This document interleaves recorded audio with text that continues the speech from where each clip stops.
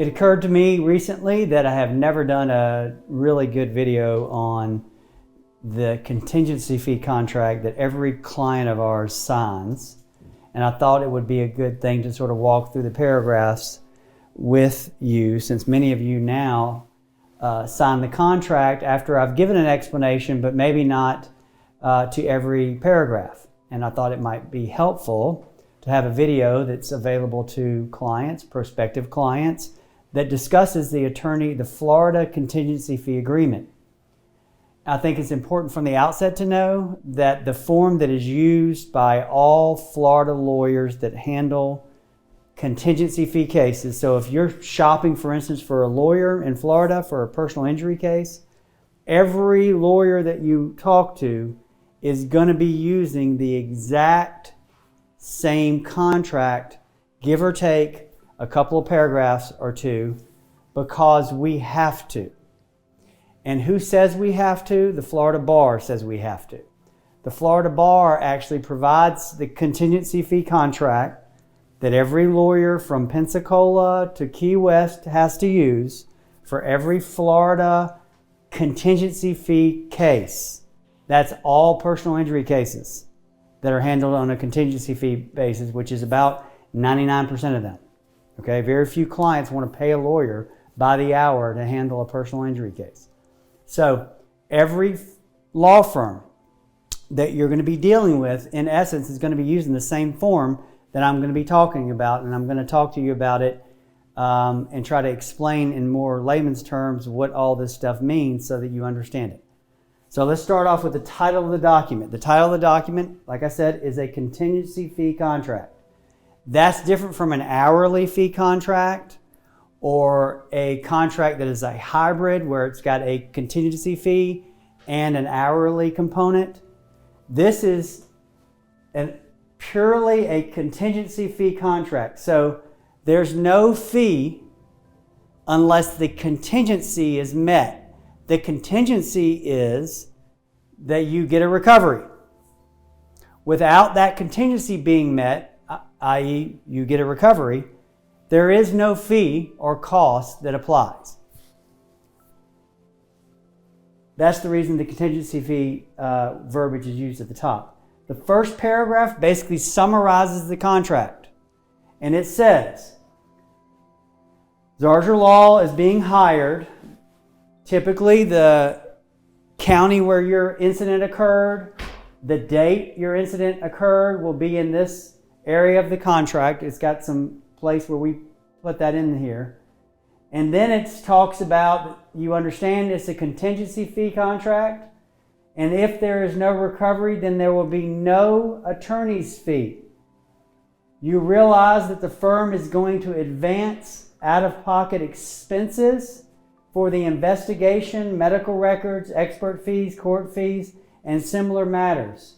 We understand and agree that these expenses will be repaid by me at the conclusion of the case from the recovery. And this is the important part. If no recovery is made, no cost will be due.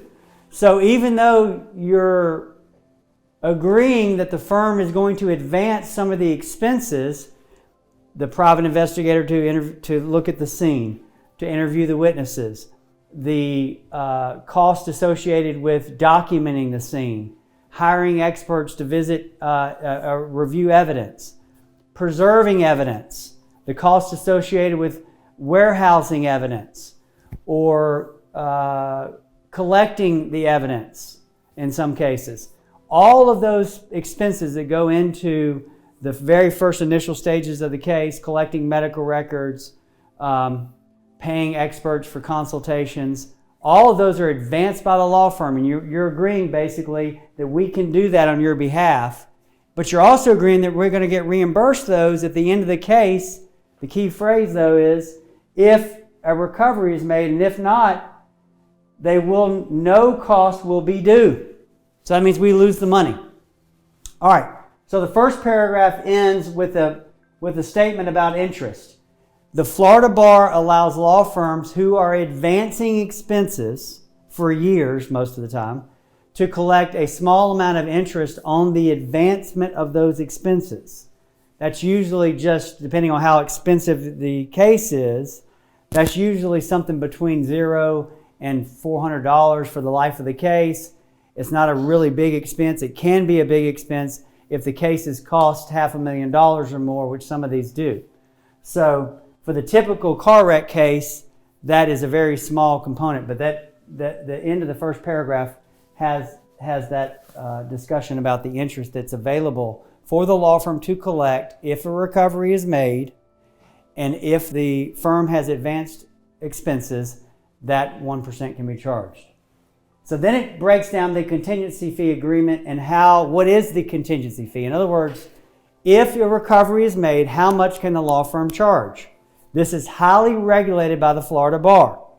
The Florida Bar says that the most a lawyer can charge, no matter what their qualifications and expenses are laid out in sections subsection A, and subsection B.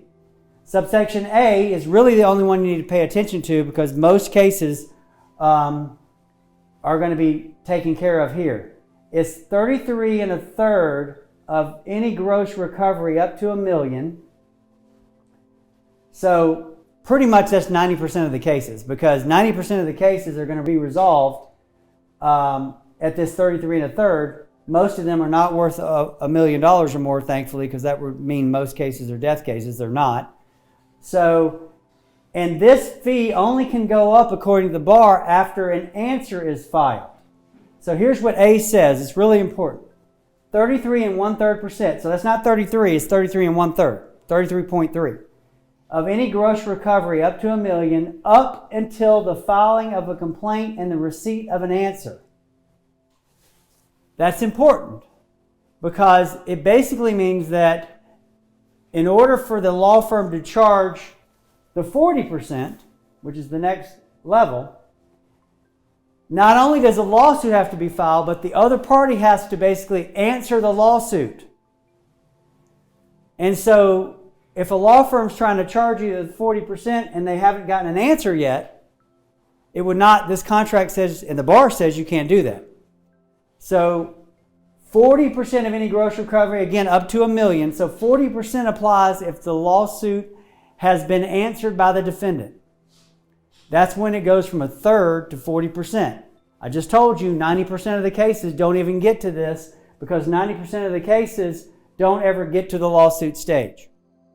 In order for it to get 40%, it has to get to the lawsuit stage of the complaint, and it has to be answered. That's 40%. Now, what the bar does after that, for the rest of this paragraph, is the bar says, okay, wait a minute. If you collect over $1 million for any one client, your fee has to come down in proportion to what the recovery is. So for the next million, between $1 million and $2 million, this is subsection 2, 30% is what you can charge. So it goes from 40 to 30, or from 33 1/3 to 30. The second million the fee can only be 30% without court approval of more. 20% is the next layer. So everything over $2 million in recovery can only be at a 20% attorney's fee. And the way this would work is the first million would be calculated at 33 1/3 or 40%. The second million would be at the 30%. And everything above $2 million would be at the 20%. So sometimes you have multiple layers of different fees depending on how much your case were to settle for. Obviously, death cases, paralysis cases, cases that involve catastrophic injuries with defendants that have the money to pay these larger settlements or verdicts, these numbers come into play. These parts of the contracts come into play. The next section of the contract, I've probably had a handful of cases that it applies to, so you really don't need to pay that much attention to it, but you can. It basically, if a defendant admits liability at the time of filing the answer and requests a trial on damages only, then the fee is 1/3 on the first million. It's not 40% because you're really only trying the case on the amount of damages. They've admitted liability. If that happens, then the fee comes down. It doesn't happen very often. Most of the time, defendants dispute liability in the answer, They dispute liability, and if they concede liability, they usually do it right before trial. If that happens, the firm gets to charge the 40% of the first million. But if it starts off as just a question of damages, then this part of the contract applies, subsections 1 through 3, when the case is only about damages. This is important. If your case goes to trial, and only 1% of cases go to trial in the civil thing, only 10% go to court, only 1% go to trial. If it goes to trial and there's an appeal, the law firm can charge, in addition to the third, the law firm can charge an extra 5% for the appeal. So you could end up paying 45% on the first million, or 38.33% on the first million, it would be 45% on the first million, 35% on the second million. So this 5% is added to any verdict that you get. Remember, for an appeal to happen, that means it has to be a verdict. It can't be a settlement. That means your case goes all the way through the court process, goes all the way through the trial, and there's a jury verdict. And then after the jury verdict, there is an appeal. For this paragraph to apply, this B that talks about appeal, this 5% is added to the 40% of the first million, or the 30% of the second million, or the 20% of the third and higher millions, okay, in recovery. This is important. Or, in the alternative, the court awarded fee if it's greater than the applicable percentage. So, if it's a situation where the court is actually going to award the fee, very few personal injury cases are like this, but if your personal injury case has a proposal for settlement, which we've done videos on and talked about in other cases, but put it this way, the lawyer can't double dip. The lawyer can't get a court awarded fee and get a contingency fee per the contract. It's one or the other, and this contract says the higher one is the one the lawyer has the right to take. Again, 9.9 times out of 10 it's going to be the contingency fee. It's not going to be a court awarded fee, but just know that's in there. The next paragraphs, and this is really the only one that I feel like should be closely read, are the cost. You want to know basically what are the costs of this case. I typically tell clients this thing has everything but the kitchen sink in it, because it's a form that's used with all kinds of cases: medical malpractice, products liability, wrongful death cases, and then there's regular routine car wreck cases, right? Where the cost and expenses are really not going to be that much. But this form is used with every kind of case. And you don't know whether the case is going to go to a trial or not when you sign it up. It could be a simple car wreck case, but it might be the 1% that goes to trial. So you basically have to put it all in here, because you don't want to have to go back later and ask the client to sign the contract again. So even though it lists all these expenses, you should ask the lawyer that's explaining the contract to you, really, and what are the expenses associated with a case like this? For car wreck cases, it's probably, if it went all the way through trial, it wouldn't probably be, if it's just a simple car wreck case that doesn't involve experts, the expenses would be less than $5,000. If it's a car wreck case that involves expert, it could be up to between $5,000 and $20,000, depending on how expensive the experts are. But if you're in a medical malpractice case, you're looking at hundreds of thousands of dollars in expenses. Products liability, hundreds of thousands of dollars in expenses. Premises liability, where there's experts. We had a recent collapse case, a Navy Federal collapse case. Hundreds of thousands of dollars in expenses in that case. So if you're dealing with a typical car wreck case, although this sounds like the law firm is going to be spending a lot of money, it really is not that much, because the case is fairly simple. You should ask your lawyer, what is the range of expenses associated with this particular claim that I have, and they should be able to tell you without a lot of hesitation. If you're not talking to a lawyer, you probably shouldn't be signing that contract in the first place. FYI. It talks about it, postage. We charge a flat rate per month instead of keeping up with every piece of mail that goes out. It's a fairly nominal amount of $5 per month. We probably are undercharging on that, but it's just easier for us from a bookkeeping standpoint. All right. The next section deals with recovery. If your recovery is made, you're giving the law firm the right to basically a limited power of attorney, if you will, to have the check deposited into the trust account for the firm. We're telling you in advance that that's how that it's going to be, and that before any disbursements from that trust account occur, that you're going to be notified and you have to sign off on any disbursements from the trust account. Retention of the client file. This is housekeeping stuff. We're just putting you on notice that we're only going to keep it for the required 7 years. After that point in time, we're going to destroy the records. This gives us the right to basically clean house after 7 years. Withdrawal. We have the right to withdraw from your case if it becomes something that we don't think is in your best interest or in the best interest of the firm. This gives us the right to do that.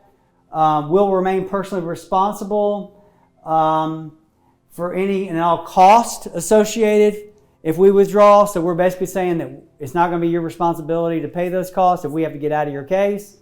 The next paragraph is really important. Again, required by the bar. This is to make sure that lawyers explain things to clients. And this is a statement of client rights. This is just a paragraph that references another document that I'm going to talk about called the Bill of Rights in a different video. And in that video, I'll explain to you what the Bill of Rights is. But in the contract, the bar requires that we put this in there because we have to actually give you the Bill of Rights document at the time you sign the contract. This is a way to make sure lawyers are explaining all this to the clients, or at least giving them a document that makes it to where they have some way of asking intelligent questions, because most of the time people are doing this for the very first time and hopefully the last time in their life, and they don't have a lot of experience hiring lawyers like this, so they don't know what questions to ask many times. And this statement of client rights gives you a way of knowing what questions to ask. The bar wants us to make sure we're giving that to you, so they make us put it in the contract, and they make us have you sign the Bill of Rights that same day, and we have to retain that Bill of Rights. So that deals with these two paragraphs here. Legal construction, mumbo jumbo. It says basically in any case, if any part of this contract is deemed to be invalid, the other parts of the contract are valid still. 3-day grace period, again, by the bar. The bar requires us to do this. Basically says you have 3 business days to cancel this without telling us any reason. Beyond that, you really have the right to get out of the contract until the law firm has actually done something for you. That's the subject of another video too. But the bar says you have to tell the person they have 3 days to cancel it without even asking any questions. Here's what this prevents. This prevents these really high pressure sales type firms from pushing a contract on you before you've had a chance to really understand what you're doing and who you're hiring. And if you were to hire, for instance, one of these high pressured national chain firms, for instance, and then you started thinking to yourself, maybe I should have hired somebody that was a little more qualified, or a firm that had a little more personal touch, or where I actually spoke with a lawyer. And then you thought to yourself, well, I already signed a contract with that other chain operation, so what should I do? Well, what you can do is, without even asking any questions, you can cancel that contract within 3 business days. And the bar says you have the right to do that, and the lawyer can't make any argument otherwise for those 3 days. So then, of course, it requires you to sign it. It requires the lawyer to sign it, and then it's an enforceable agreement. So those are the general provisions of the Florida contingency fee contract. Not like I said, every lawyer that does this kind of work in the state of Florida, from Pensacola to Key West, has to use pretty much the same exact form. They may have additional terms. If they do, you should look those closely, because they added those. I added a couple here. But if they, for the most part, I'd say 95% of this is just the form from the bar.